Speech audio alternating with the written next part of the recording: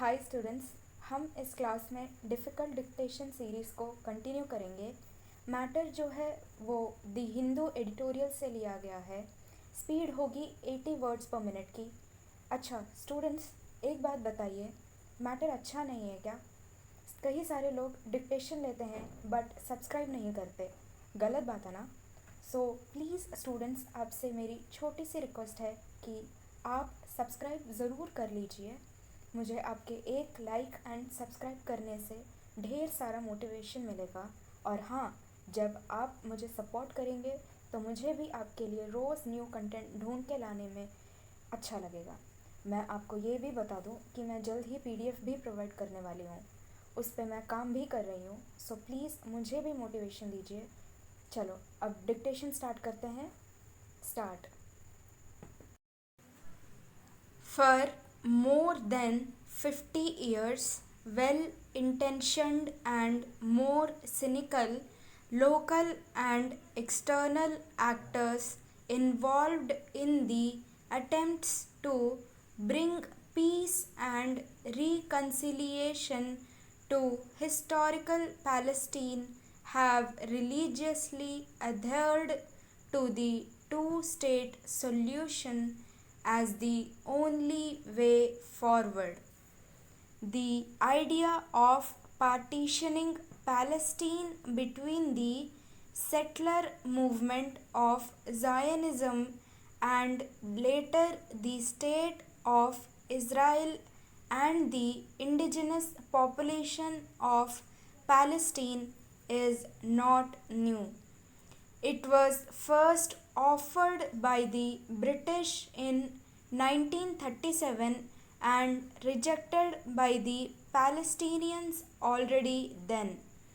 The Zionist movement was hardly 50 years old and was already offered by the new British occupiers of Palestine a chunk of the Palestinian homeland as a future state.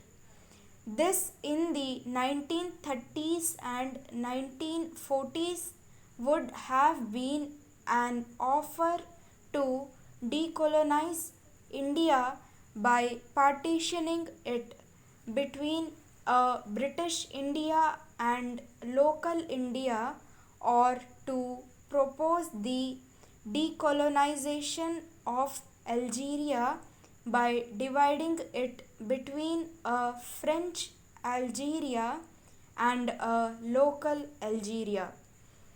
Neither the Indian anti-colonial movement nor the Algerian one would have ever consented to such a post-colonial arrangement, nor did the British and French dare to offer it when they reconciled with the fact that they will have to leave their colonial empires and go back to Europe.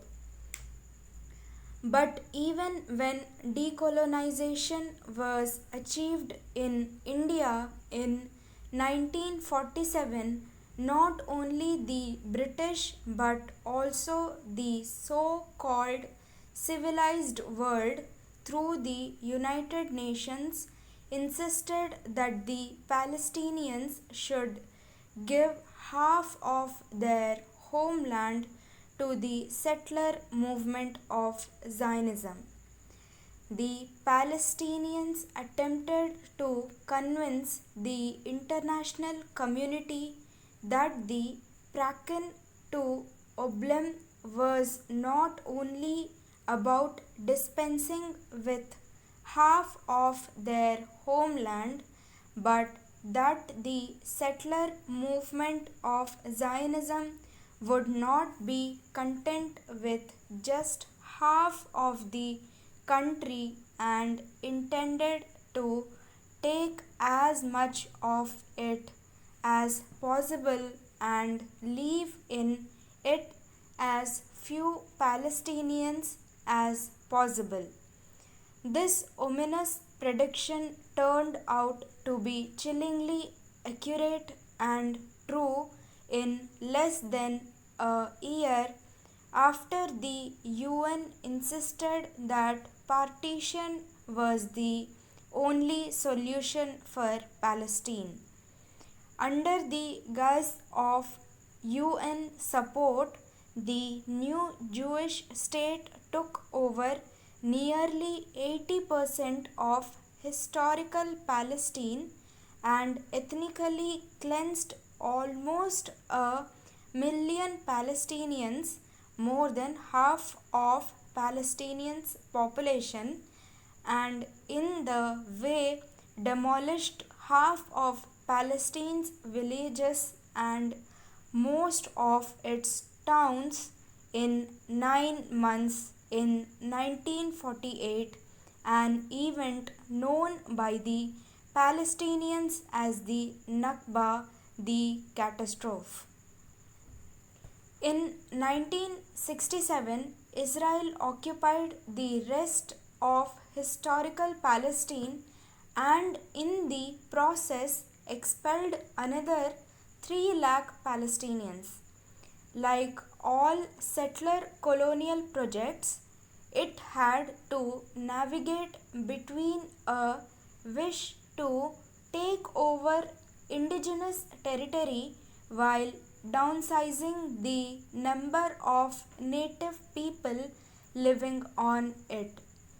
It was impossible after 1948 to repeat a massive ethnic cleansing, so it was substituted by incremental ethnic cleansing. The last stage in the process was one of the root causes that ignited the cycle of violence last week, the proposed eviction of Palestinians from Sheikh Jarrah and East Jerusalem neighborhood as part of an overall attempt to Judaize East Jerusalem. Incremental ethnic cleansing is not the only way of achieving the old Zionist goal to turning historical Palestine into a Jewish state. Imposing military rule in the West Bank and the Gaza Strip after they were occupied was another means which enclaved the people there without basic human and civil rights. Imposing a version of an apartheid regime on the Palestinian minority in Israel is another method, and the constant refusal to allow the 1948 refugees to return completes the matrix of power that allows Israel to retain the land and disregard a demographic reality by which the Jews are not the majority in historical Palestine. The two-state solution offered for the first time by liberal Zionists and the United States in the 1980s is seen by some Palestinians as the best way of ending of the occupation of the West Bank and at least the partial fulfillment of the Palestinian right for self-determination and independence. This is why the Palestine Liberation Organization was willing to give it a go in 1993 by signing the Oslo Accords. But the Palestinian position has no impact in the current balance of power. What mattered is how Israel interprets the idea and the fact that there is no one in the world that could challenge its interpretation. The Israeli interpretation until the rise of Benjamin Netanyahu to power in 2009 was that the two-state solution is another means of having the territories, the West Bank and the Gaza Strip, without incorporating most of the people living there. In order to ensure it, Israel partitioned the West Bank, which is 20% of historical Palestine, into a Jewish and an Arab part. This was in the second phase of the Oslo Accords, known as the Oslo Second Agreement of 1995. The Palestinians were forced to accept it under American and Egyptian pressure. One area called Area C, which consists of 60% of the West Bank, was directly ruled from 1995 until today by Israel. Under Mr. Netanyahu, Israel is in the process of officially annexing this area while at the same time ethnically cleansing the Palestinians living in it. The remaining 40% of the West Bank, areas A and B under Oslo II, were put under the Palestinian Authority, which optimistically calls itself the State of Palestine, but in essence has no power whatsoever unless the one given to it and withdrawn from it by Israel. I hope आपने अच्छे से लिखा होगा.